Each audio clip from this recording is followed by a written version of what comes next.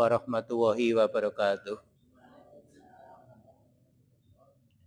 Bismillahirrahmanirrahim. Alhamdulillahirabbil alamin.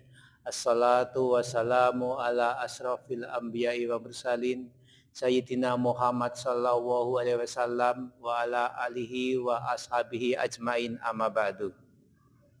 Bapak-bapak, ibu-ibu, jamaah kajian Ahad pagi Masjid Ar-Rahmah yang dimuliakan Allah Subhanahu wa taala.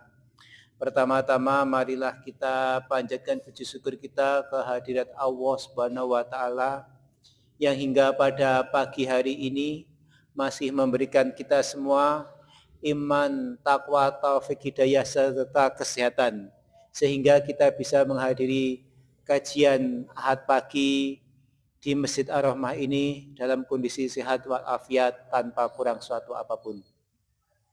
Salawat dan salam semoga senantiasa tercurah kepada junjungan kita semua Nabi Agung Muhammad sallallahu alaihi wasallam beserta para sahabatnya, keluarganya, para pengikut-pengikutnya yang setia melaksanakan syariat serta sunnah-sunnahnya hingga akhir zaman. Bapak-bapak dan ibu-ibu sekalian, sebelum kita memulai pengajian kali ini, marilah kita buka dengan bacaan basmalah bersama-sama. Bismillahirrahmanirrahim. Pada pagi hari ini, insya Allah yang akan menyampaikan tausiah adalah Ustadz Puji Abu Sumayyah. Untuk itu mari kita siapkan diri kita untuk menerima tausiah dari beliau. Kepada Ustadz Puji, waktu dan tempat kami persilahkan.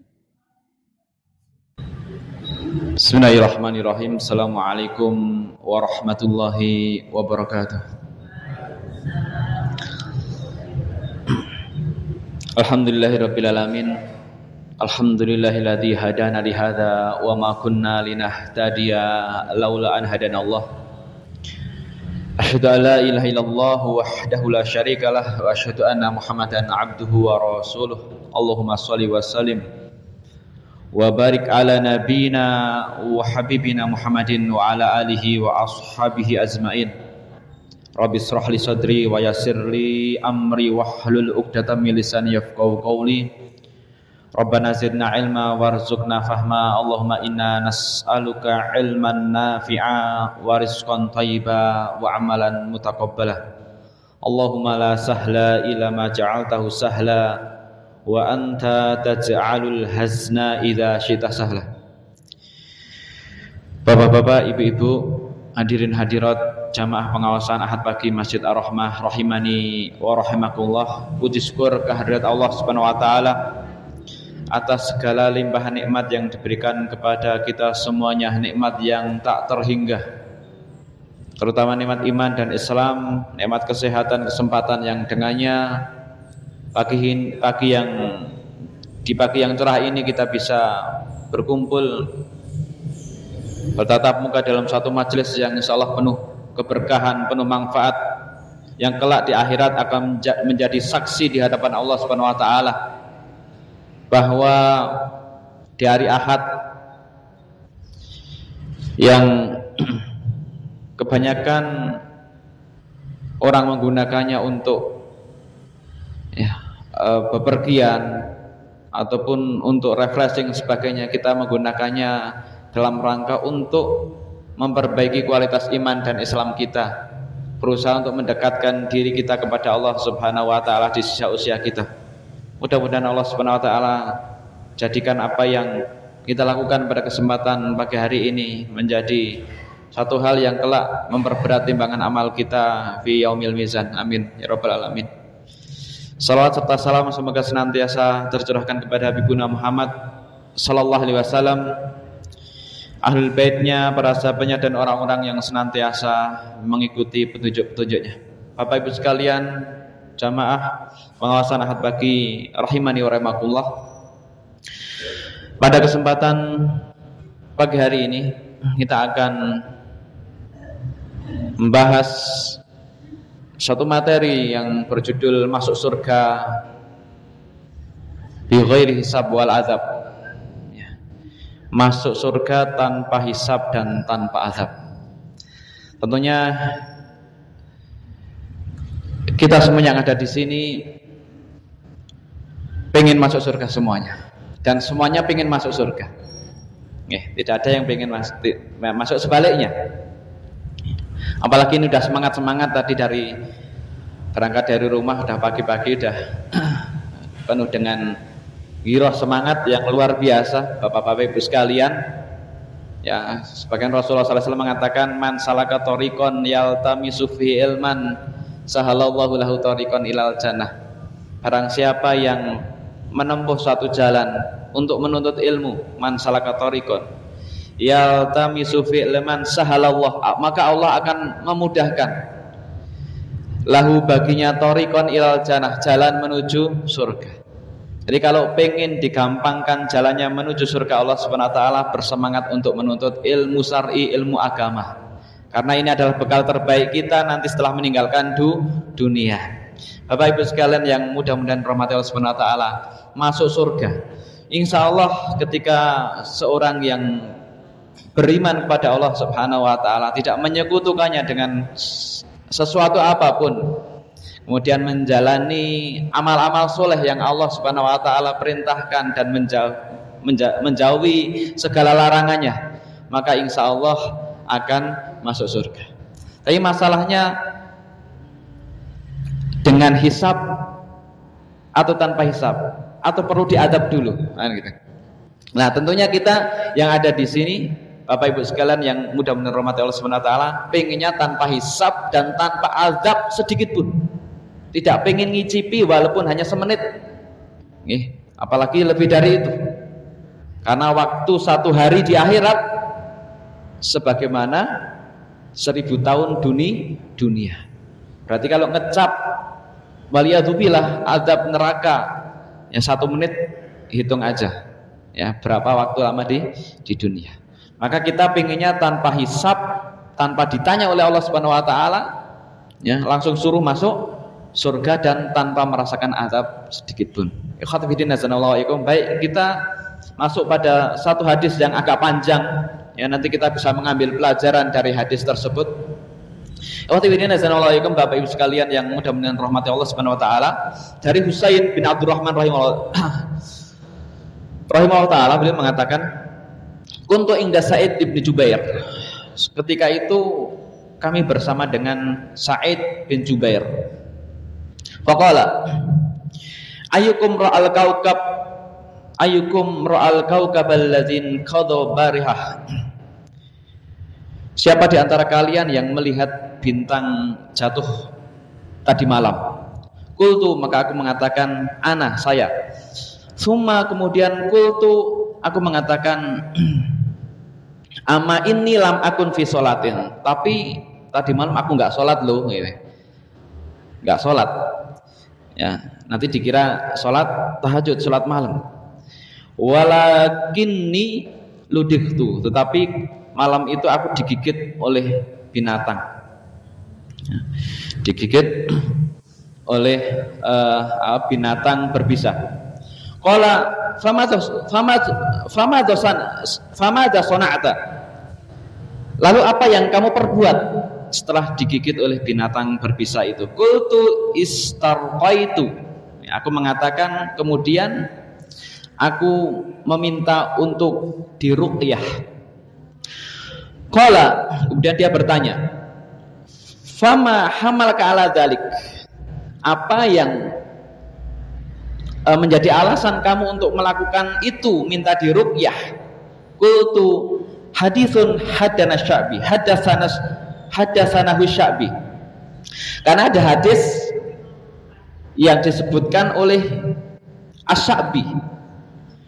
Faqala, kemudian bertanya, fama hadasakum Sya'bi. Apa yang Sya'bi katakan kepadamu? Qultu, aku mengatakan, haddatsana an Buraidah ibni Husayb al-Aslami. Aku mengatakan bahwa Buraidah bin Husayb al-Aslami mengatakan kepada kami, annahu qala, bahwa dia mengatakan, la ruqyata, tidak ada ruqyah. Ruqyah nih, bukan ru'yah tapi ru'yah, beda nggih, ada ru'yah qaf dengan ru'yah. Kalau ru'yah, ru'yatul hilal menika dari kata ro'a, melihat hilal. Tapi kalau ru'yah qaf ya, maka maksudnya artinya dibaca-bacakan ya, dibacakan dengan ayat-ayat, dengan doa-doa ya, sebagaimana yang kita pahami. Tidak ada ru'yah illa min ainin au humatin, kecuali pada sesuatu yang disebabkan ain, penyakit karena pandangan mata. Ada penyakit karena pandangan mata manusia yang nggak suka, yang iri dan sebagainya. Au humatin, atau racun karena sengatan binatang berbisa. Jadi bisa diruqyah dengan ini. Ya, dengan sebab ini. Faqala qad ahsana manintaha ila masami'ah. Ya. Sungguh sangat baik orang yang melaksanakan dalil setelah ia mendengar. Walakin haddatsana Ibnu Abbas anin Nabi sallallahu alaihi wasallam, tetapi Ibnu Abbas mengatakan kepada kami radhiyallahu anhu dari Nabi sallallahu alaihi wasallam, annahu qol, ya, bahwa dia mengatakan, ya, ini sabdanya Nabi sallallahu alaihi wasallam,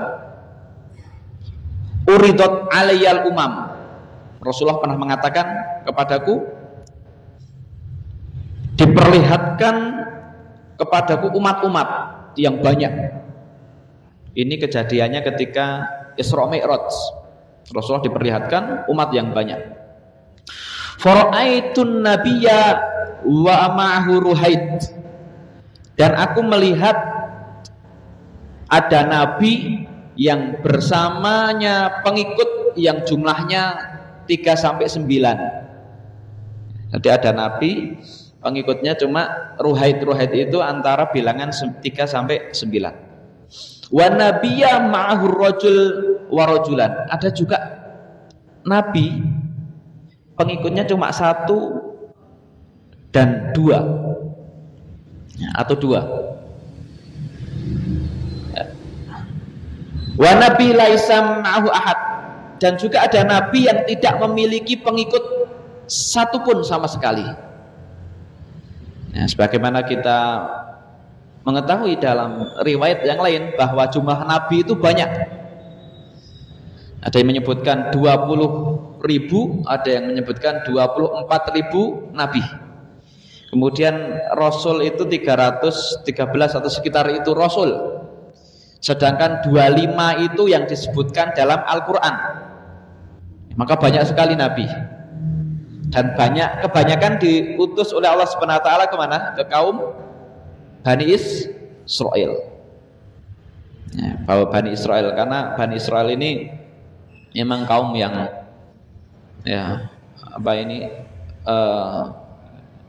sampai hari ini ya, ada yang menyebutkan bahwa Zionis, ada yang menyebutkan bahwa Zionis hari ini ya memang keturunannya. Ada yang menyebutkan bukan keturunan dari Israel. Israel itu Nabi Yakub yang memiliki 12 anak, diantaranya Nabi Yusuf. Kemudian di situ ada anaknya yang namanya Yahuda. Ya, kemudian lahir dari Yahuda ini ada yang mengatakan bangsa Yahudi. Tapi ada yang menyebutkan bahwa Zionis yang menguasai Palestina hari ini dari keturunan yang ke-13. Yang tidak tahu dari mana. Bukan Yahudi asli dari situ. Mereka pendatang. Wallahu a'lam bishawab. Ya, kita tidak membicarakan itu.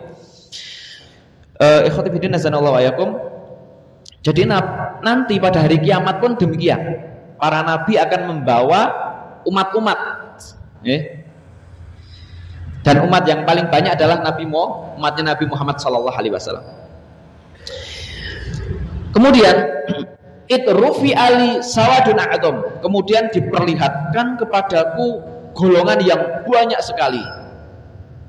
Fadhonantu annahum ummati. Aku mengira itu adalah umatku. Fakilali, maka dikatakan kepadaku, hadza Musa sallallahu alaihi wasallam. Ini adalah Musa sallallahu alaihi wasallam. Ya, ini adalah umatnya Nabi Musa. Termasuk umat Nabi Musa ini yang paling banyak juga. Wa hadza Musa sallallahu alaihi wasallam wa qaumuhu, dan kaumnya. Walakin ungdur ilal ufuk. Kemudian tetapi lihatlah ke ufuk, ke pojok ufuknya.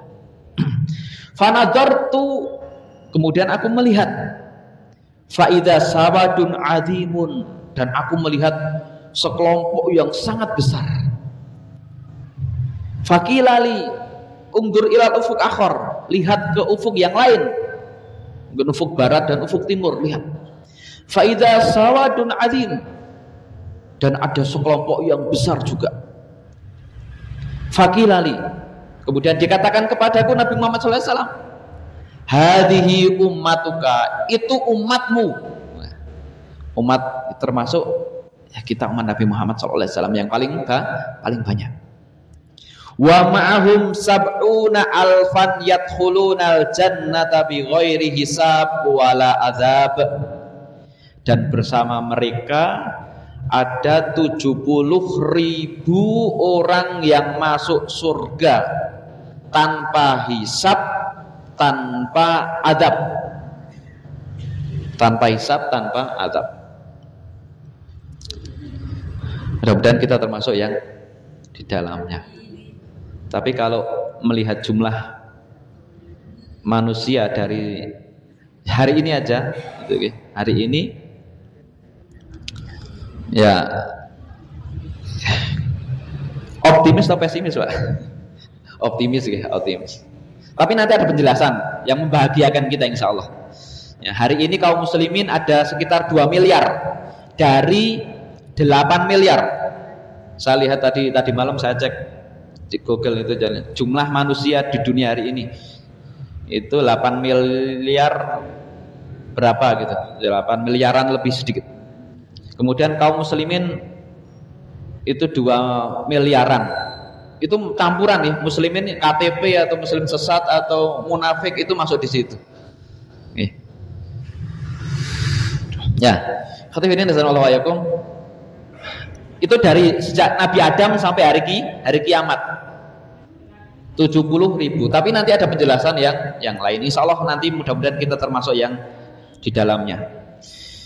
Ini motivasi bagi saya pribadi dan jamaah pada umumnya, biar semangat juga ibadahnya, semangat bertolabul ilminya gitu.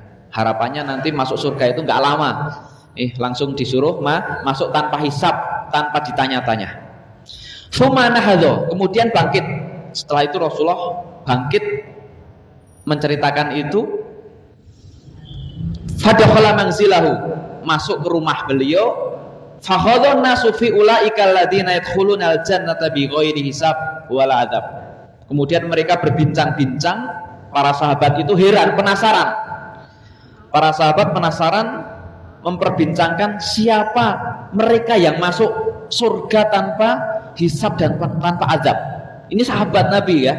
Sahabat Nabi radhiyallahu anhum wa radu'an, yang Allah ridhoi, yang Allah Subhanahu wa taala berikan, atau Rasulullah SAW sebutkan bahwa mereka adalah generasi terbaik umat ini. Mereka sampai bertanya-tanya, aku termasuk enggak ya gitu kan? Aku termasuk yang masuk surga tanpa hisab enggak ya? Atau siapa yang mereka gitu? Sampai mereka berbincang-bincang lama.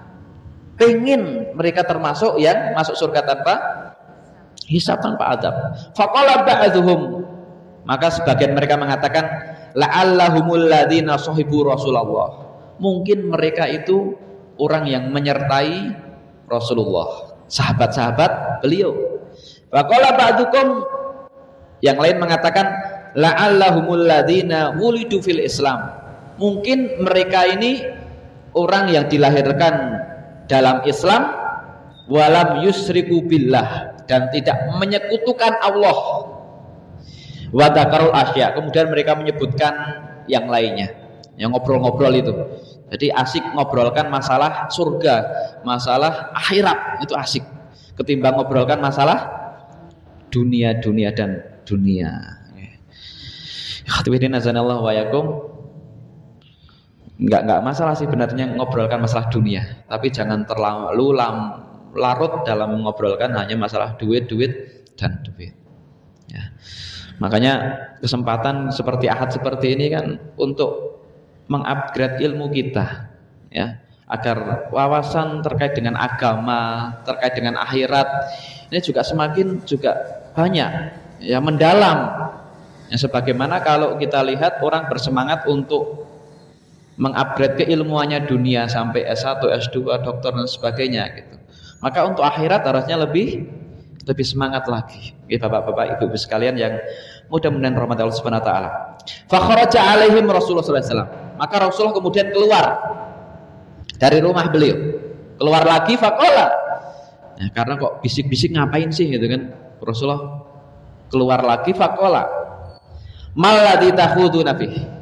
Apa yang kalian bincangkan lama? Kok kalian asik berbincang-bincang itu?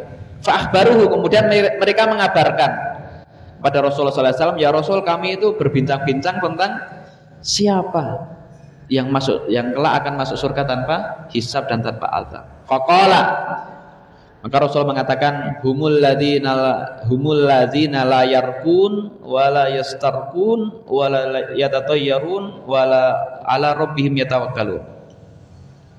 Mereka yang tidak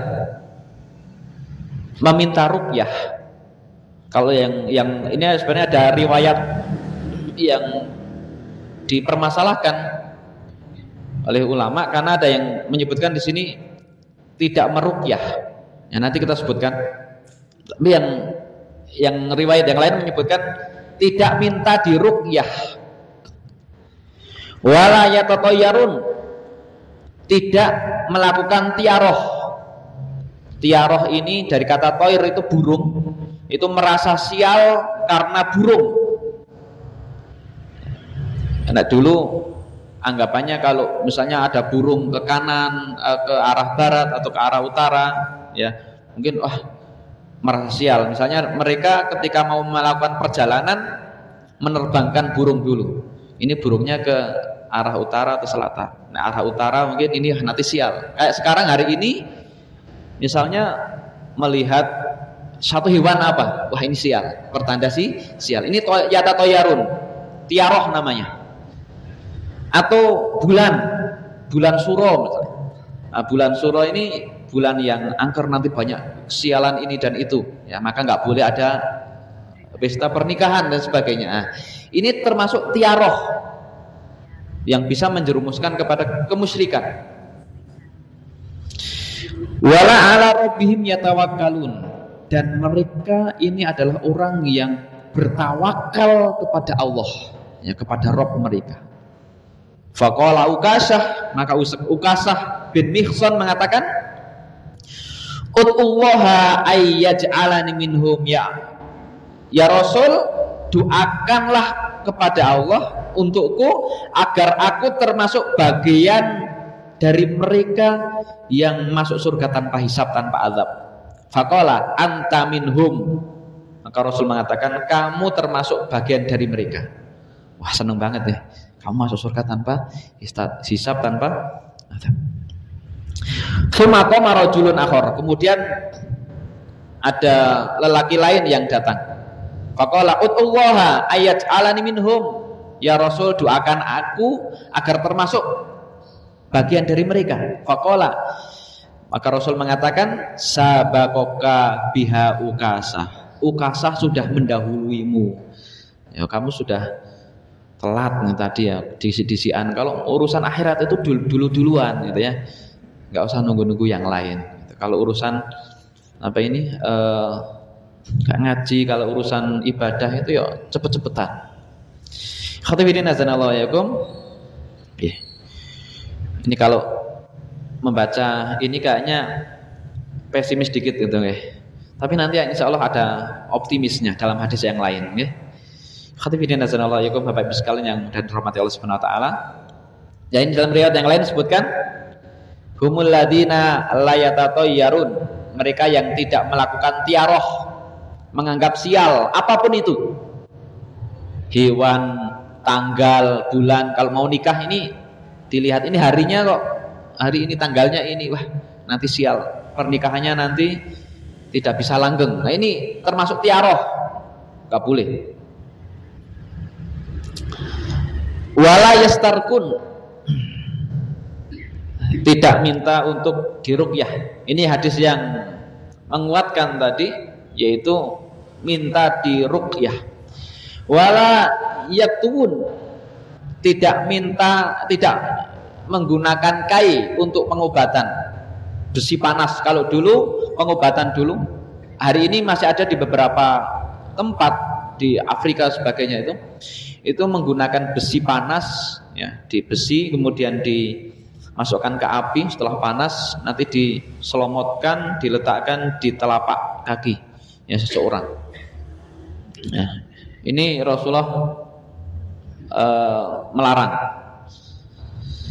Wala ala rabbihim yatawakkalun, dan hanya kepada Rabbnya mereka bertawakal, menyerahkan diri kepada Allah Subhanahu wa taala. Ya hadirin azanallahu. Ada beberapa faidah hadis dari hadis yang telah kita baca tadi. Yang pertama, kita ngambil pelajaran dari itu, bahwa sahabat tadi Husain bin Abdurrahman khawatir jika orang-orang menyangka bahwa ia melakukan sholat malam, ya, ketika melihat bintang.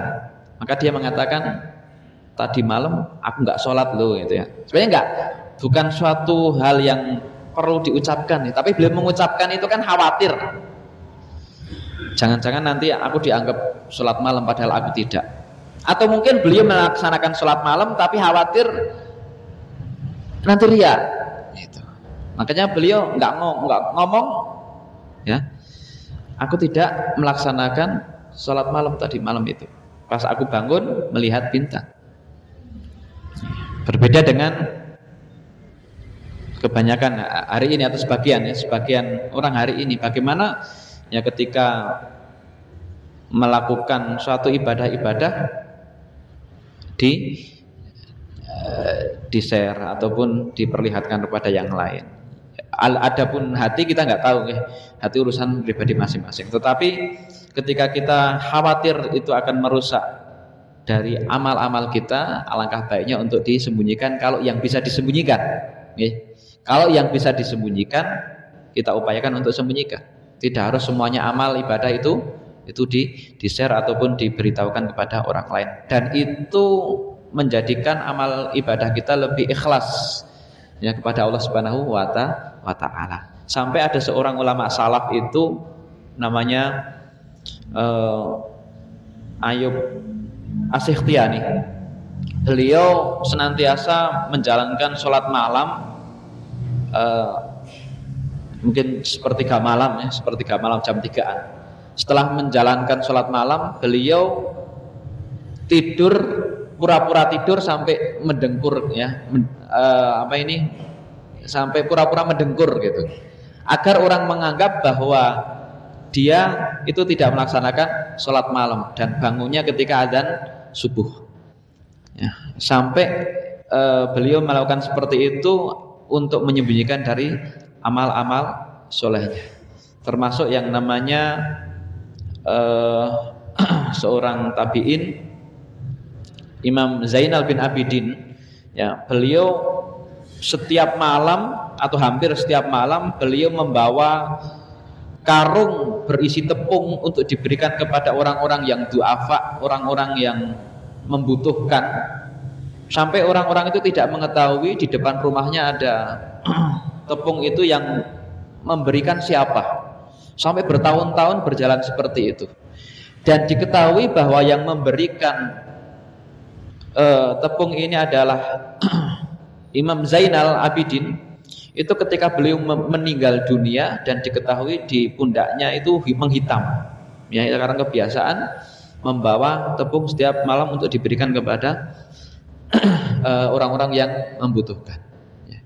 Walaupun tidak mengapa Bapak Ibu sekalian, terkadang memang amal soleh yang beberapa amal soleh bisa kita kemudian sharekan atau perlihatkan kepada orang untuk memberikan motivasi juga bisa, ya boleh ya. Kalau kita memang berniat untuk memberikan motivasi kepada yang lain maka tidak mengapa. Tetapi ketika khawatir itu nanti akan menjadikan ria dan akan mengurangi pahala, nilai pahala dari kita nanti di akhirat, maka lebih afdal untuk disembunyikan. Wallahu a'lam bishawab. Nggih.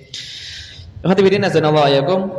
Jadi ini khawatir kalau nanti dianggap soleh dan sebagainya, maka beliau mengatakan seperti itu. Kemudian Husain ketika tersengat kalajengking, beliau mengambil pilihan meminta diruqyah.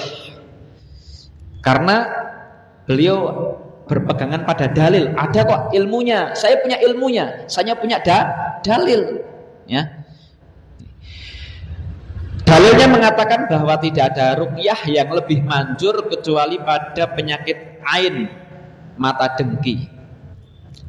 Jadi hadirin azanallahu wa yakum, Bapak Ibu sekalian yang mudah dirahmati Allah Subhanahu wa taala, maka kita perlu waspada, ya, bahwa bisa jadi ada di sekeliling kita ini orang-orang yang tidak suka dengan kita, orang-orang yang dengki, yang ketika kita memiliki suatu kekayaan, kita memiliki kebahagiaan dalam keluarganya, memiliki anak misalnya sebagainya, orang tidak suka, ya, pengennya mereka bagaimana nikmat-nikmat yang Allah berikan kepada kita hilang, ya, dari kita. Maka bagaimanapun caranya mereka akan melakukan, ya, upaya-upaya untuk menghilangkan nikmat yang ada pada diri kita. Termasuk diantaranya dengan ain, pandangan mata dengki, ya, bahkan hanya mandang ataupun kemudian sampai mendoakan dan sebagainya, ya. Ini terjadi seperti itu. Maka hati-hati menampakkan kekayaan-kekayaan atau kebahagiaan. Bisa jadi ada orang yang tidak suka, termasuk mungkin di medsos dan sebagainya, atau pada sengatan kalajengking, ya. Maka ini juga ada boleh diruqyah. Ruqyah itu apa? Didoakan dengan ayat-ayat Al-Quran, misalnya surat Al-Ikhlas, Al-Falaq, An-Nas. Tadi pagi sudah gitu, sudah. Ini ruqyah kita, ruqyah mandiri. Jadi kalau meminta ruqyah itu dimakruhkan, ada yang menyebutkan seperti itu, ada yang mengatakan dibolehkan. Tapi kita bisa meruqyah mandiri. Dengan apa? Membacakan ayat-ayat tadi. Di antaranya mu'awidat, perlindungan itu. Qul huwallah, Al-Falaq, An-Nas setiap pagi sore. Kemudian juga Bismillahilladzi la yadurru ma'asmihi syai'un fil ardi wala fis sama' wa huwas samiul alim. A'udzu bikalimatillahi tammati min syarri ma khalaq. Insyaallah Bapak Ibu semuanya sudah membaca setiap pagi dan sore. Tinggal nanti tambah-tambah doa-doa yang lain. Ya, suratnya termasuk Al-Baqarah 1 sampai 5, ayat Kursi, kemudian 2 ayat terakhir surat Al-Baqarah, okay. Seperti itu. Hadirin azanallahu ayakum, ini bisa diruqyah, termasuk untuk penyembuhan penyakit kita juga bisa. Kemudian hadirin azanallahu ayakum, ketika Sa'id bin Jubair meminta dalil pada Husain, alasan kenapa kok minta diruqyah, ya, ini menunjukkan para salaf dahulu sudah biasa saling menanyakan dalil atau pendapat yang mereka anut, ya, saling bertanya tentang ilmu. Ini kebiasaan yang baik. Kamu kok mengerjakan sholat ini, misalnya kan gitu, ada apa dalilnya? Kok mengerjakan puasa ini, apa ada dalilnya? Ya, misalnya mengerjakan puasa tanpa apa niku? Tanpa buka, ya, tanpa buka, tanpa sahur beberapa hari, atau puasa dahar, atau puasa mutih misalnya. Kamu kok mengerjakan, kok makannya kok nasi terus, apa ketela terus, masalah lagi puasa mutih, ya. Oh, ada dalilnya apa gitu kan? Nggak ditanya. Jadi hadirin radhiyallahu para sahabat sampai bertanya-tanya seperti itu. Kamu mengerjakan ini ada dan ada. Kalau ada ya sudah. Berarti saya belum tahu. Ya kan? Maka harus belajar. Maka pentingnya belajar itu biar kita juga bisa bertoleransi kepada orang yang berbeda pendapat dengan kita. Kamu kok kunut? Ada tuh dalilnya gitu. Misalnya seperti itu. Wah, ada ya sudah, tidak masalah. Gitu. Ikhwatiddin azanallahu wa iyyakum, Bapak sekalian, ibu-ibu yang mudah-mudahan rahmat Allah Subhanahu wa taala, jamaah yang mudah-mudahan diberikan rahmat Allah Subhanahu wa taala. Kita lanjutkan.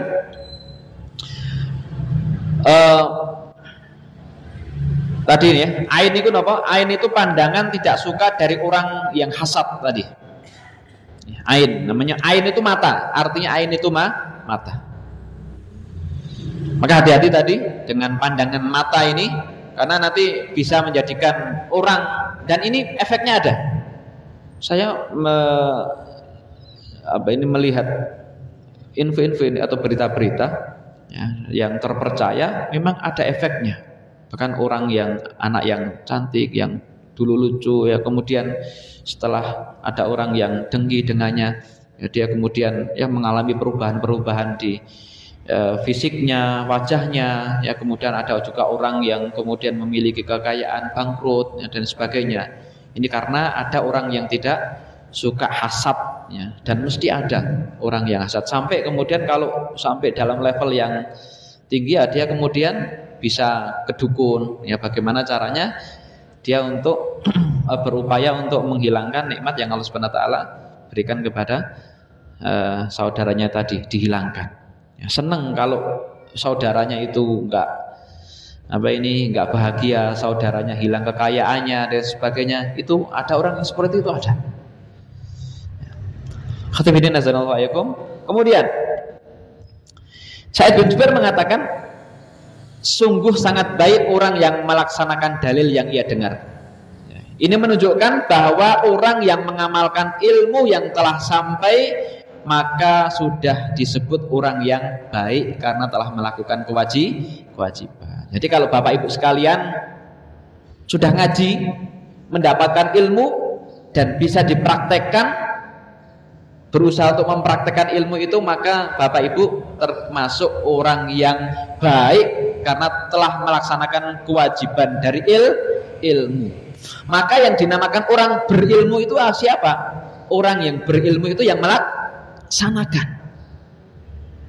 Mau ilmunya itu setumpuk gunung, kalau dia tidak melaksanakan, maka yang terjadi Allah murka. Nah, itu Allah nggak suka dengan orang yang seperti ini. Karena inti dari ilmu itu apa? Dilaksanakan. Inti dari ngaji itu melaksanakan, menjadi lebih baik lagi dari hari ke hari. Jadi Bapak Ibu sekalian yang ada di sini kan harapannya termasuk saya juga. Ya. Jadi yang paling perlu dinasihatin yang ngomong ini, gitu ya. Yang ngomong ini yang perlu dinasihati agar dari hari ke hari semakin baik lagi, semakin dekat kepada Allah Subhanahu wa taala, semakin banyak ilmu agamanya. Kemudian ikhwatiddin azanallahu yakum, perkataan Sa'id bin Jubair juga menunjukkan baiknya adab salah dalam menyampaikan ilmu, ya, bagaimana menyatakan pendapatnya dengan lemah lembut. Ya, lalu Sa'id menunjukkan kepada Husain tentang manakah cara yang lebih baik ditempuh. Padahal apa yang dilakukan oleh Husain itu masih boleh. Ya, jadi ketika ada perbedaan pendapat, ya kita sampaikan dengan lemah lembut. Jangan mengatakan itu salah. Bahkan ketika salah pun kita mendapati saudara kita kok keliru, salah, bisa jadi karena tidak tahu atau dia memiliki ilmu yang lain. Ya, kita nasihati dengan lemah lembut. Kita beritahukan, ini loh dalil yang lebih tepat ini seperti ini, gitu kan. Mas, dalil yang lebih tepat ini seperti ini. Ya, dan sebagainya. Jangan kemudian langsung disalah-salahkan, dibentak-bentak lagi. Orang kalau sudah dibentak, disalah-salahkan, bagaimana mau menerima? Dan itu, oh ini salah keliru, oh ini musyrik, oh ini dan sebagainya. Apalagi orangnya awam. Dan level keimanan, pemahaman kita itu masing-masing berbeda. Karakter sifat berbeda-beda.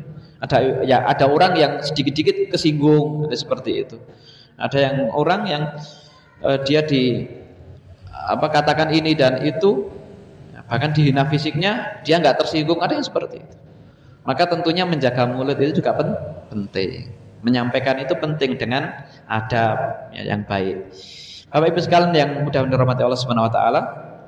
Ya ini. Kemudian tadi Rasulullah SAW diperlihatkan ketika Isra Mi'raj. Ada nabi yang memiliki pengikut yang sedikit, ada yang banyak, ada yang tidak punya pengikut sama sekali, ada yang cuma satu, ada yang punya dua.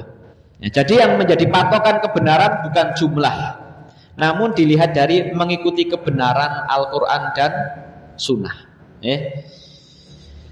Jadi kayak Nabi Nuh alaihissalam, ya, beliau berdakwah selama 950 tahun. Yang mengikuti beliau berapa? Cuma 80-an. Yang lainnya tidak mengikuti. Maka ukuran kebenaran itu siapa? Ya. Mengikuti kebenaran Al-Quran dan Sunnah. Walaupun sendirian. Sudah. Bismillah. Dan itu. Walaupun dihina, walaupun dikucilkan. Dan istiqomah di dalamnya sampai mati. Siapapun dia, orang anak nggak sekolah, ya, orang yang nggak lulus SD, atau yang dokter, atau orang Afrika kulit hitam, atau orang Amerika, ataupun Afrika kulit Eropa kulit putih. Ya, kalau dia berpegang kepada kebenaran Al-Quran dan Sunnah, ya, kemudian dia istiqomah, dia berada di atas kebenaran. Kemudian, Nabi SAW menyaksikan umat Nabi Musa begitu banyak. Ini juga menunjukkan keutamaan Nabi Musa. Kemudian dilihat ada sekelompok umat yang besar dari ufuk barat, ufuk timur, yaitu umat Nabi Muhammad SAW yang paling banyak. Di tengah-tengah umat beliau SAW ada 70.000 orang masuk surga tanpa hisab, tanpa azab. Dan mereka ini orang-orang yang mentauhidkan Allah Subhanahu wa taala dan merealisasikan dengan benar. Kan ada banyak yang tidak sedikit orang yang mengatakan tauhid mengisahkan Allah, tapi ternyata dalam prakteknya menyekutukan Allah. Dalam ucapannya, dalam perbuatannya masih meminta-minta misalnya kepada ya orang yang sudah tidak ada, ya, meminta kepada pohon, kepada setan, ya, dan sebagainya.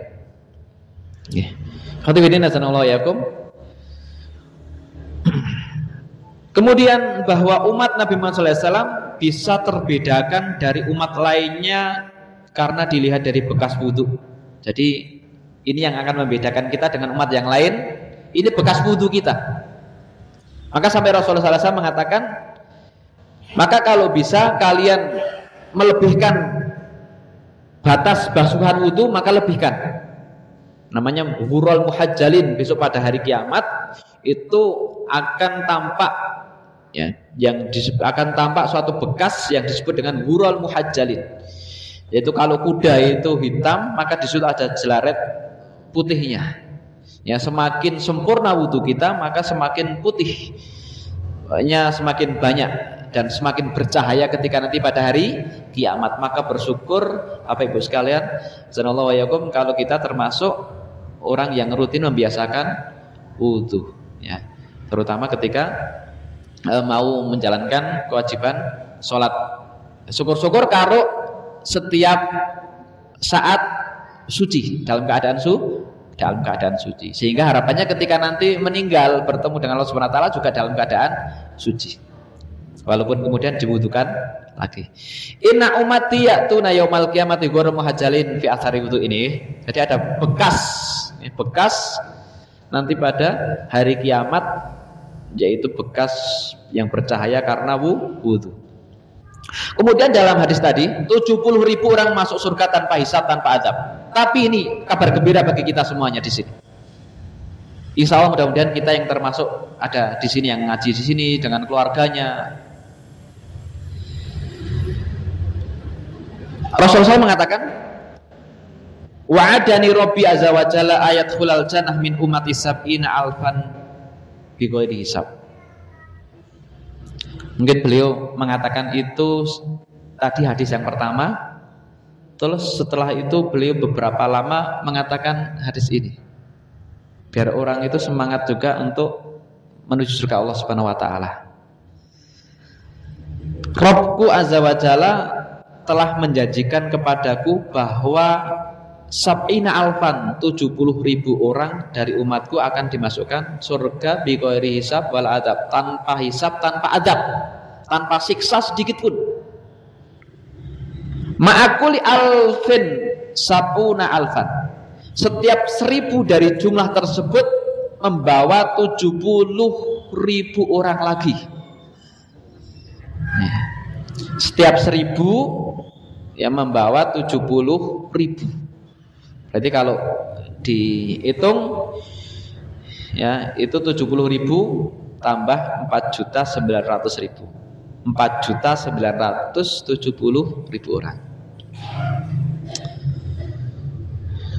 Optimis gak Bu, Pak? Optimis Allah ya. Optimis. Sekarang 2 miliar kaum muslimin hari ini yang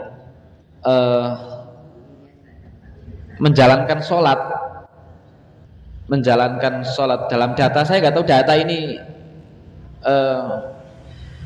benar atau tidak, tetapi saya mendapatkan di beberapa sumber itu yang menjalankan sholat itu sekitar 37%. Sedikit atau banyak? Orang Islam ya kurang dari 50%. Sampai kemarin itu saya sore itu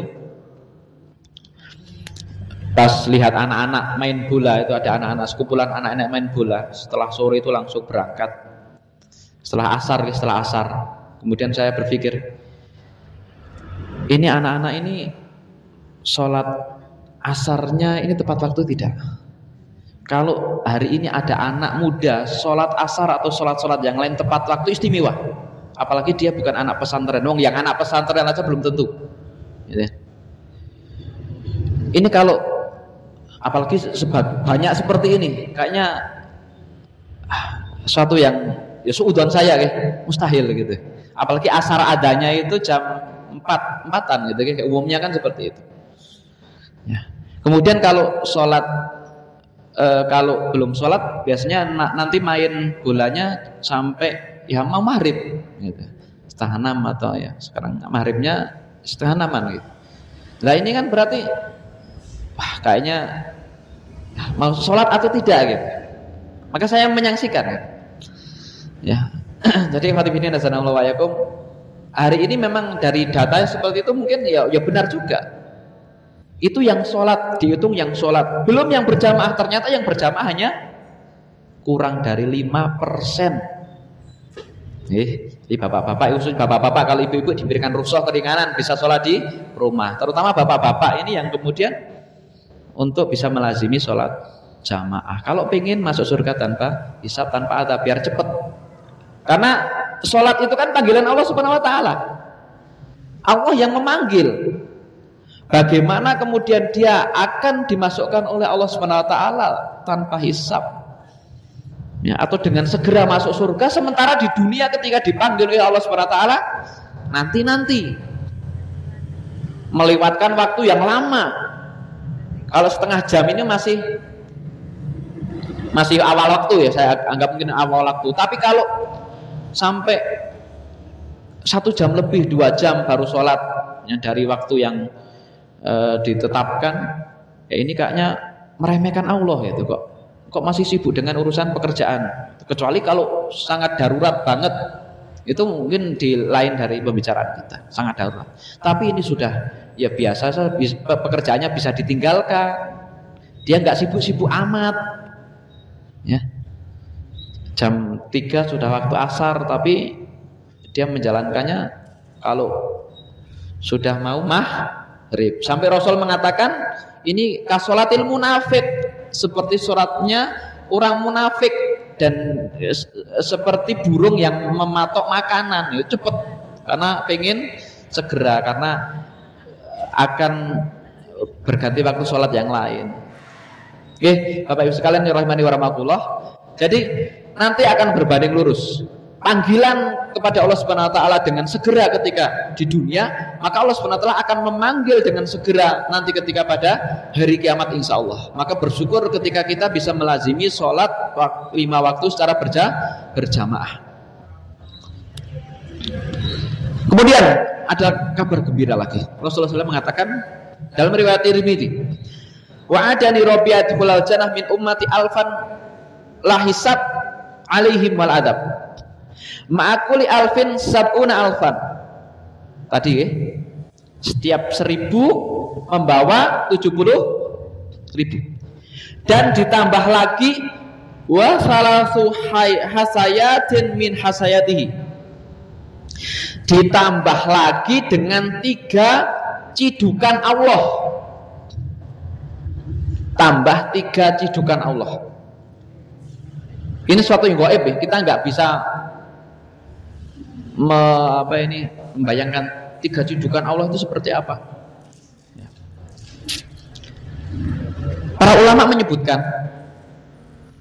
bahwa yang dimaksud dengan 3 cidukan Allah itu berarti banyak sekali.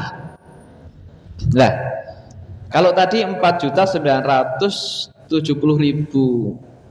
orang ya dari umat Nabi Muhammad dari Nabi Adam, bapak kita Nabi Adam sampai manusia terakhir, kayaknya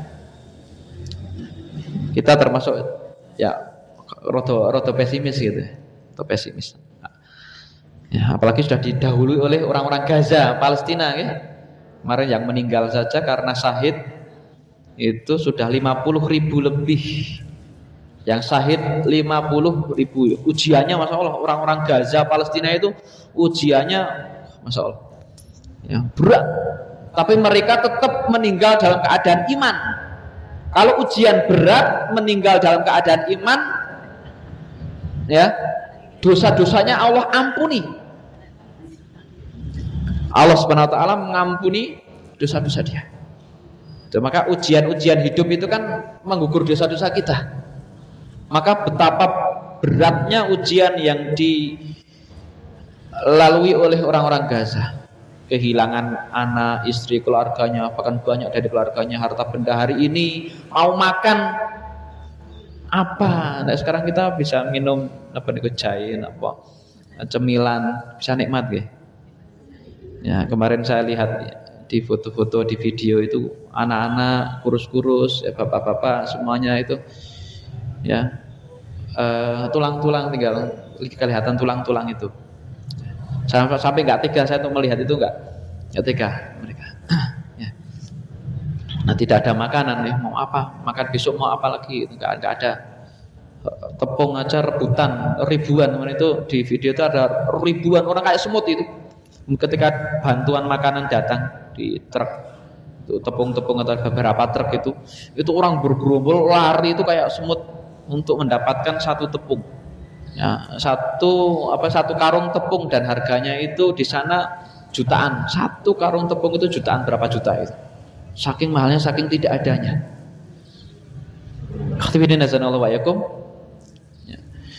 Dan ini kabar gembira bagi kita orang yang beriman. Ditambah lagi 3 cidukan Allah. Artinya para ulama mengatakan bahwa yang masuk surga tanpa hisab, tanpa adab itu banyak sekali. Dan Allah Ar-Rahman Ar-Rahim, rahmatallahi qaribum minal muslimin. Inna rahmatullah, Allah Subhanahu wa taala rahmatnya itu luas ya. Wa rahmati wasi'at kulla syai'. Rahmat Allah, rahmat itu apa? Kasih sayang. Allah itu kalau menyayangi hambanya itu melebihi kasih sayang orang tua kepada anaknya. Bagaimana orang tua itu sangat kasih sayang kepada anaknya. Kalau anaknya pengen ini ya kasih gitu ya. Kalau anaknya sakit ya orang tua bagaimana caranya membawa ke sana kemari ya, diobati Ya, kemudian ketika anaknya misalnya kebakaran, orang tua mungkin akan menolong bagaimana caranya. Pokoknya anakku selamat. Dan Allah itu lebih penyayang daripada seorang ibu yang sayang kepada anaknya. Rahmati wasi'at kulla syai'. Wa rahmati inna rahmatallahi qaribum minal muhsinin. Dan rahmat Allah itu lebih dekat kepada orang-orang yang berbuat baik, beramal soleh. Maka tidak bisa menjadi alasan aku maksiat, wah Allah Maha Rahman Maha Rahim kok, Allah Maha Pengampun, nanti di akhirat Allah mengampuni dosa-dosa saya. Gak bisa. Iya kalau diampuni, kalau tidak, karena Allah juga mengatakan bahwa inna adzabi lasyadid, adabku itu keras gitu. Jadi ya memang ada orang yang pendosa Allah ampuni, ada, tetapi itu kan nggak banyak. Yang mendapatkan peluang besar untuk mendapatkan rahmat Allah itu orang-orang yang senantiasa berbuat baik. Maka harapannya yang ada di sini ini termasuk di dalamnya. Dan harapannya ketika nanti di akhirat termasuk yang masuk surga tanpa hisab, tanpa adab. Dan dari hadis ini ya, tidak usah tanya-tanya. Apa itu hisab? Ya, sebentar lagi ya. Hisab itu artinya dihitung. Dihitung, hisab niku dihitung atau ditanya. Ada dua. Hisab yang pertama arad itu penampakan dosa dan pengakuan. Jadi ditampakkan. Nanti dosanya itu ditampakkan. Kamu dosa ini di catatannya ada kitab. Ngakui enggak? Hari ini kamu melakukan ini, mencuri ini, korupsi ini. Ya. Itu suruh mengakui. Allah Subhanahu wa taala, kamu bermaksiat, zina ini, sebagainya ini. Itu ditampakkan. Makanya lama. 50.000 tahun. 50.000 tahun karena seluruh manusia. Di sini ada dua pengertian umum, seluruh makhluk ditampakkan di hadapan Allah dalam keadaan menampakkan lembaran amalan mereka. Nanti baca Al-Qur'annya banyak disebutkan itu kitab. Kitab itu rapot kita. Allah menyebutkan beberapa kali itu agar manusia itu perhatian dengan itu. Kenapa kok diulang-ulang? Biar manusia sadar bahwa setiap amal kita, gerak-gerik kita, ucapan kita nanti akan diperlihatkan kepada kita. Sekecil apapun itu, maya'mal misqala dzarratin khairan yarah, maya'mal misqala dzarratin syarran yarah. Sekecil apapun itu akan ditampakkan. Ini loh kamu pernah mengatakan ini, melakukan ini. Ini mencakup yang dimunakosahkan hisabnya dan yang tidak dihisab. Dimunakosah itu ditanya, kenapa kamu kok ini? Kenapa kamu kok boros? Ya, kenapa kamu kok melakukan ini? Kenapa kamu melakukan itu? Dan sebagainya. Ditanya oleh Allah Subhanahu wa taala. Kamu ada pengajian kok nggak datang? Ya Allah, aku misalnya kamu orang nggak tahu agama misalnya. Loh, itu kan kamu di samping masjid ada pengajian, kamu nggak datang, kenapa? Tanya. Kemudian yang kedua, pemaparan amal maksiat kaum muslimin kepada mereka. Penetapannya, merahasiakannya, tidak dibuka di hadapan yang lain, dan pengampunan Allah atasnya. Ada yang ditanya, ya. Ada yang dibuka, tapi dia yang tahu, orang lain tidak tahu. Nih, kamu dulu pernah ini. Kayak sekarang orang tua ini, kamu orang kepada anaknya, kemudian diungkit lagi. Dulu kamu tuh ya seperti ini, melakukan kesalahan ini, tapi ya nggak apa-apa. Tapi ada yang dimunakosahkan, ditanya, kenapa kamu ini, kenapa ini? Ini yang namanya hisab yasiro, hisab yang mudah. Ya, jadi dia maka ada Allahumma innaka afun tuhibbul afa fa'fu anni, ini kan doa itu. Jadi afun, ada afun. Kalau maghfirah kita kan ampunan juga. Allah ampuni tapi ditampakkan. Tapi kalau afun itu Allah ampuni tapi udah lalaikan. Ada afun, Allahumma innaka afun tuhibbul afwa fa'fu anni. Jadi ada yang ditanya, ada yang dilihatkan, ada yang sudah tidak, Allah tidak perlihatkan lagi. Kemudian yang kedua munakosah, ini yang ngeri. yang ngeri ini, yang kedua ini, diperiksa secara sungguh-sungguh detail. Ya, sampai sekecil apapun ada yang seperti itu. Inilah yang dinamakan hisab perhitungan antara kebaikan dan keburukan. Apalagi orang keburukannya banyak, detail lama gitu. Kalau pengajiannya ya cuma 1 jam lebih dikit ya, itu. Hai besok itu ya kalau orang banyak dosanya banyak, lama banget. Apalagi kitabnya itu wah panjang. Ya, ikhtiarin dan Allah ya maka minimal kalau kita itu dihisab oleh Allah Subhanahu wa taala yang hisaban yasiro, maka ada doa nggih, Allahumma hasibni hisabai yasiro, ya Allah hisablah aku dengan hisab yang mudah. Atau nanti ada doa yang lain ya. Khadirin azanallahu yakum. Kemudian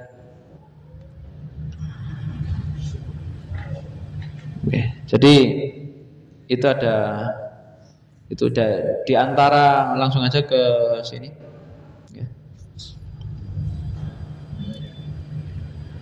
ya ini langsung ke pembahasan syarat-syarat masuk surga tanpa hisab. Ini harapannya kita termasuk yang ada di dalamnya, maka mengupayakan beberapa hal ini. Yang pertama tadi dari hadis gitu kita belajar mentauhidkan Allah Subhanahu wa taala dengan benar, mengisahkan Allah Subhanahu wa taala dengan benar. Yaitu dengan ucapan ataupun perbuatan kita, mengakui bahwa Allah itu yang menciptakan kita, memberikan rezeki kepada kita, mematikan kita, menghidupkan kita, menurunkan hujan. Ya, itu kita hanya mengakui itu. Jangan sampai oh ini hujan turun gara-gara tadi ada orang pintar apa ya misalnya. Wah ini sudah merusak tauhid kita. Kemarin ada yang kehilangan HP itu, kemudian istri saya WA ke salah satu orang itu, orang karena HP-nya hilang di desanya itu, kemudian dia mengatakan ya nanti tak tanyakan sama orang pintar dulu mbak. Nah itu, ya orang pintar sih maksudnya apa? Tidak lain yang kita tahu orang pintar itu apa? Dukun kan gitu. Ya, maksudnya dukun itu orang pintar itu. Kan yang mengetahui yang gaib siapa? Ya Allah kan gitu. Yang mengetahui yang gaib itu Allah. Kemudian dalam ibadah kita hanya untuk Allah Subhanahu wa taala. Salat kita untuk Allah. Inna sholati wa nusuki wa mahyaya wa mamati lillahi rabbil alamin. Doa aja sama Allah, ya Allah. Ya Rahman, ya Rahim, ya Qudus, ya Salam sebagainya. Ya Razak, urzukni dan sebagainya. Ya minta kepada Allah Subhanahu wa taala. Karena yang mati tidak akan bisa mengijabahi. Ya, ataupun selain Allah Subhanahu wa taala ya tidak ada yang bisa mengijabahi doa kita. Maka minta kepada iyyaka na'budu wa iyyaka nasta'in. Jadi praktek dari tauhid itu iyyaka na'budu wa iyyaka nasta'in. Bacanya berulang-ulang tapi prakteknya ternyata ya menyimpang dari itu. Banyak. Maka tauhid, mentauhidkan Allah dengan benar ini perlu untuk kita pahami dan kita upayakan mempraktekkannya dalam kehidupan sehari-hari sehingga tidak ada kesyirikan sedikit pun kepada Allah Subhanahu wa taala. Kemudian yang kedua, bertawakal kepada Allah Subhanahu wa taala, menyerahkan diri sepenuhnya kepada Allah Subhanahu wa taala. Bukan berarti yang namanya tawakal itu kemudian tidak ikhtiar, ya. Jadi ikhtiar dulu semaksimal mungkin. Setelah itu hasilnya serahkan kepada Allah. Kalau Allah SWT memberikan hasil yang baik, alhamdulillah. Kalau Allah SWT tidak memberikan hasil yang baik, ternyata di luar dari apa yang kita harapkan, alhamdulillah juga. Semuanya alhamdulillah.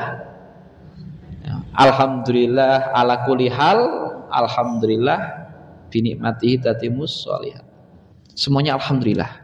Jangan suudzon sama Allah. Bisa jadi Allah memiliki hikmah yang lain.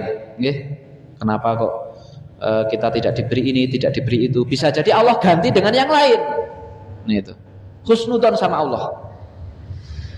Di antaranya bentuknya tidak minta diruqyah. Walaupun boleh ya, minta diruqyah itu boleh. Jadi kalau ada orang yang bisa meruqyah kita ketika kita terkena gangguan atau sakit sebagainya, meminta diruqyah, dibaca-bacakan ayat-ayat, doa-doa, itu boleh. Tapi dalam riwayat tadi afdol ketika tidak minta diruqyah dan bisa meruqyah sendiri. Termasuk bacaan Al-Qur'an itu meruqyah. Jadi melazimi tilawatul Quran itu termasuk ruqyah untuk diri. Dzikir pagi, sore itu meruqyah untuk diri. Maka biasakan dzikir pagi, sore baca Quran. Rumah kita ada bacaan Qur'annya. Kemudian tidak melakukan pengobatan dengan kai tadi. Itu makruh. Walaupun dalam kondisi yang lain ketika terpaksa diperbolehkan, tetapi makruh hukumnya. Kemudian yang ketiga, bertaubat dari dosa-dosa besar. Ya. Tidak ada di antara kita yang terlepas dari dosa, semuanya berdosa. Nah, kalau pernah suatu ketika kita melakukan dosa besar, maka bertaubat kepada Allah Subhanahu wa taala.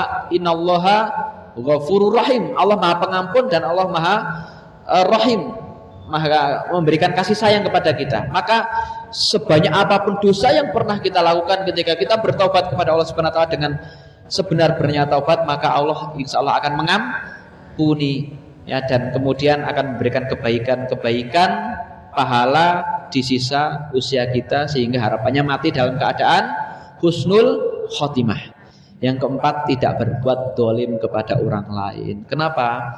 Karena dolim kepada orang lain itu nanti bisa menghalangi diri kita dari masuk surga dengan segera, sampai orang itu mengikhlaskan kedoliman yang kita lakukan kepadanya.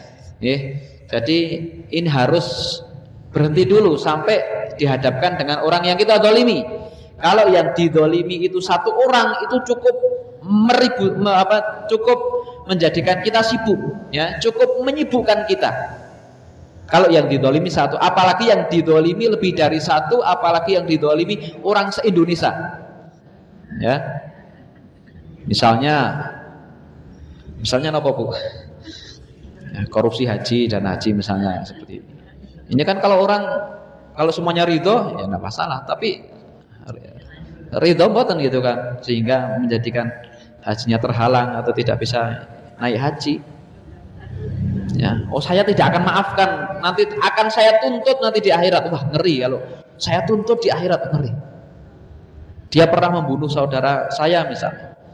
Ya, saya tidak akan maafkan. Mungkin hukum di dunia bisa bebas, tapi saya tidak akan memaafkan nanti ketika di akhirat saya akan tuntut di hadapan Allah Subhanahu. Ngeri kalau sudah seperti itu, ngeri. Satu orang aja ngeri. Yang ketika yang menuntut kita, orang yang menuntut hutang dituntut itu aja kita sudah pusing ya kan. Ada orang yang apa ini? Nah, termasuk hutang itu itu juga menghalangi orang masuk. Keterangan mujahid itu kan terhalang. Mujahid itu bisa terhalang masuk surga karena hutang. Itu seorang mujahid. Apalagi orang biasa. Maka jangan bermudah-mudahan dalam hutang. Hutang itu boleh, tetapi jangan bermudah-mudahan. Dan kalau kita terpaksa hutang, ya diikhlaskan apa? Dilalaikan apa? Di sahur dicicil. Kalau nggak bisa sekalian, dicicil sedikit demi sedikit. Bahaya, hutang itu bahaya kalau tidak dilunasi. Ini satu terakhir doa.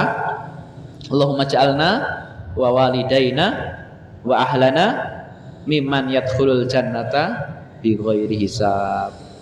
Ya Allah, jadikanlah kami, kedua orang tua kami dan keluarga kami termasuk orang yang masuk surga tanpa hisab. Coba bisa diamalkan itu. Saya mencoba itu, pokoknya saya udah, ya Allah aku minta kepadamu, pokoknya itu nanti akan menjadi bukti saya ketika nanti di akhirat di hadapan Allah Subhanahu wa taala. Ketika kok saya tidak dimasukkan surga tanpa hisab, pokoknya saya akan meminta kepada Allah, ya Allah aku sudah berdoa kepadamu setiap hari, ya meminta agar engkau masukkan aku ke dalam surgamu tanpa hisab. Ya, jadi ini nanti sebagai bukti kita di hadapan Allah Subhanahu wa taala. Insyaallah Allah itu Maha tadi Rahman Ar-Rahim. Bisa diamalkan gitu nggih. Termasuk Allahumma inna nas'aluka ridhoka wal jannah wa na'udzuka min sakhatika wan nar. Nanti sepertiga malam atau setelah subuh monggo buka hari kita dengan doa ini.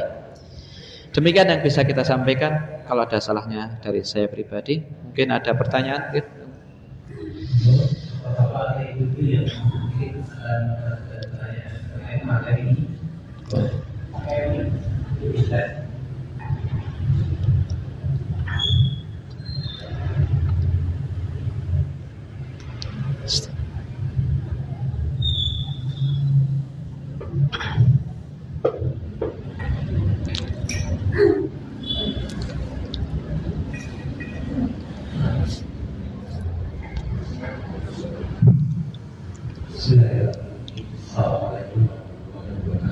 Waalaikumsalam.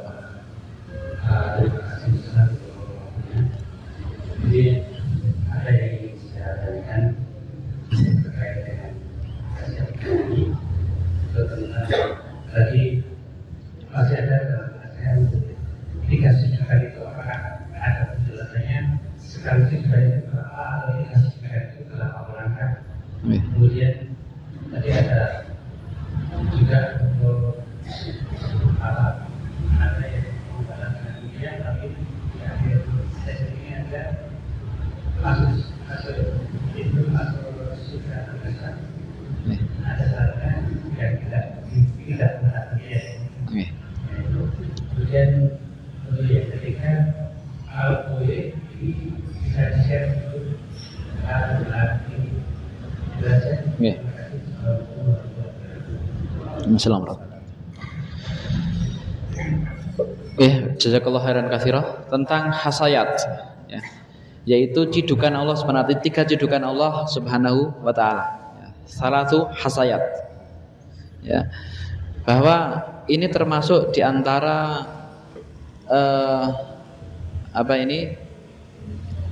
termasuk sifat Allah Subhanahu wa taala. Ya.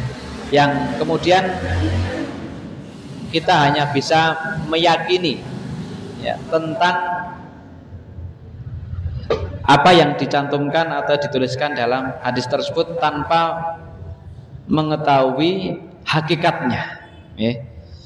Kayak misalnya Allahu alal arsistawa, Allah bersemayam di atas ars, itu hanya Allah Subhanahu wa taala yang mengetahui ya. Kita meyakini sebagaimana yang ditulis dalam ayat ataupun hadis Rasulullah sallallahu alaihi wasallam ketika itu riwayatnya sahih. Nah, tentang 3 cidukan Allah Subhanahu wa taala ini hanya Allah yang mengetahui. Ya, Allahu Akbar, Allah Maha besar. Kemudian para ulama menjelaskan bahwa itu sangat banyak sekali. Tidak hanya sebatas tadi 4.970.000. Tidak hanya batas itu, tapi sangat banyak sekali. Ya, dan kita itu Bapak Ibu sekalian ya janallahu wa'yakum, kalau dibandingkan dengan alam semesta yang ada, alam semesta ini ya, ciptaan Allah Subhanahu wa taala, kita itu lebih kecil dari debu, mungkin nggak ada nilainya. Ya, dibanding dengan ada galaksi Bima Sakti, ada galaksi yang lain. Mungkin nanti bisa dilihat di video di YouTube ya, tentang perbandingan bumi dengan planet yang lain, dengan galaksi yang lain. Ternyata kecil sekali apalagi kita. Dan Allahu Akbar, Allah Maha besar. Ya. Nah, tadi para ulama kemudian menyimpulkan bahwa ini hanya Allah yang tahu, dan mereka mengatakan bahwa yang masuk surga tanpa hisab banyak sekali. Maka kita sangat berharap sekali termasuk di antara orang yang masuk surga tanpa hisab, tanpa azab, ketika mempraktekkan apa yang tadi kita jelaskan. Mentauhidkan Allah ya, kemudian bertawakal kepada Allah, bertaubat dari dosa-dosa besar, tidak melakukan kedzaliman. Nih. Walal bisawab. Insyaallah ada keoptimisan nih, optimis. Kita masuk surga tanpa ditanya-tanya langsung. Ya, Allah Subhanahu wa taala. Kemudian tentang ruqyah. Ya. Tadi apa?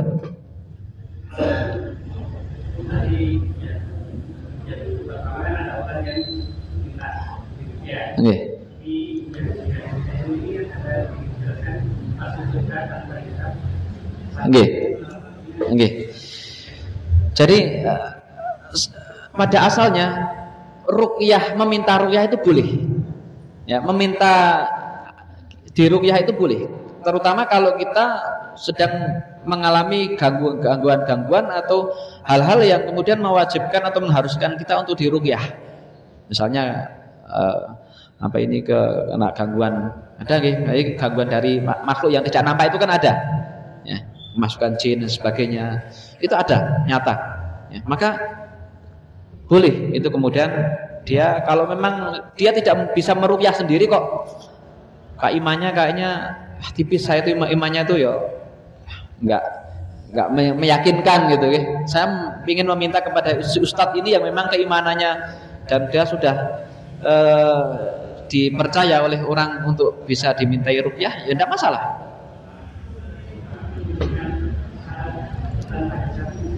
Kalau menurut hadis tadi, maka termasuk yang menggugurkan syarat. Maka ini dimasukkan ke kurang tawakalnya kepada Allah, gitu.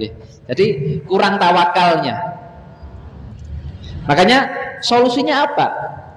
Solusinya ketika kita khawatir tidak termasuk dari yang demikian, maka kita bisa meruqyah sendiri. Ya, bisa meruqyah sendiri dengan membaca bacaan Al-Quran. Intinya kan sebenarnya lebih mendekatkan diri kepada Allah, lebih banyak ibadahnya, lebih banyak doanya. Meminta ruqyah itu kan memohon kepada Allah agar Allah menyembuhkan kita, menghilangkan segala gangguan. Dan kita bisa lakukan itu sendiri. Tapi walau alam bisawab, itu kalau menurut hadis seperti itu. Tapi ketika Allah berkehendak, karena Allah Maha Rahman Maha Rahim, bisa jadi juga dia bisa diluluskan juga dengan kemurahan, segala kemurahan Allah Subhanahu wa taala. Di akhirat itu ya semuanya bisa terjadi sesuai dengan kehendak Allah Subhanahu wa taala.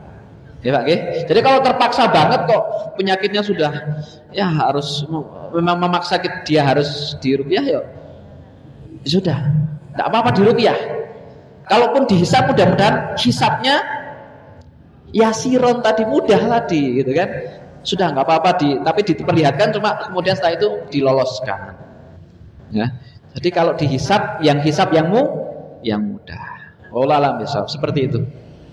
Ada lagi? Ada lagi?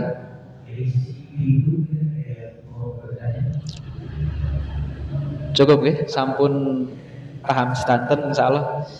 Pun siang juga. Insyaallah Bapak Ibu semuanya sudah paham semuanya, nanti bisa diamalkan ya apa yang kita bahas pada kesempatan pagi hari ini. Banyak-banyak berdoa kepada Allah Subhanahu wa taala. Insyaallah doa kita itu tidak ada yang sia-sia. Kalau hari ini belum diijabahi, yakinlah bahwa doa kita dikabulkan. Kalau tidak di akhirat, di dunia pasti di akhirat ditampakkan doa-doa kita. Ya, kemudian nanti bisa dibuka ya juga surat Ar-Ra'd ya, Ar-Ra'd ayat 23 24. Ini juga nanti motivasi bagi kita agar kita bisa nanti harapannya masuk surga bersama keluarganya nanti di akhir. Amin. Rabbal alamin. Demikian yang bisa saya sampaikan. Nah, kalau ada salahnya dari saya pribadi, yang banyak kekurangannya, kalau ada benarnya dari Allah Subhanahu wa taala, hanya kepada Allah Subhanahu wa taala kita memohon ampunannya. Mudah-mudahan Allah Subhanahu wa taala memberikan keberkahan pada sisa usia kita, menjadikan hari-hari kita lebih baik lagi, dan mudah-mudahan Allah Subhanahu wa taala memasukkan kita bersama anak, pasangan kita, keluarga kita, orang tua kita di jannahnya dalam keadaan bahagia. Amin ya rabbal alamin. Saya tutup. Assalamualaikum warahmatullahi wabarakatuh.